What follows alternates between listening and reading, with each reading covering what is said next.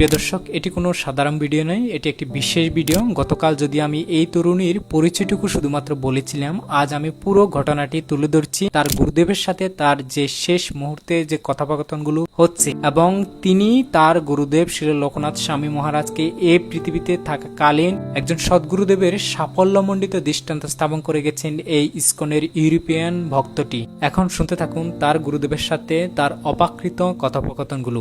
শোনার পর আপনি আচার্য এবং শিহরিত হবেন। এখানে শিল প্রভুপাদের কীর্তন হচ্ছে ট্যাপ রেকর্ডারে, এবং তোমার পাশে অনেক ভক্তরা আছেন, এবং কৃষ্ণ এখানে আছেন, তোমার সাথে আছেন, আমিও আছি তোমার সাথে। এখন দয়মন্তী বলছেন, আমি রাধারানীর সঙ্গে বাস করছি। এভাবে দুবার বলছে, আমি রাধারানীর সঙ্গেই আছি, তার সাথেই থাকো, কৃষ্ণের সাথেও থাকো। তারা আমাকে স্বাগত করছে, এবং সে সাথে অনেক গোপীরা তারা বলছেন ব্রজবাসী আসছেন, সেজন্য আমাকে রাধে রাধে বলে সম্বোধন করছেন। সে সাথে তারা হরে কৃষ্ণ বললেন।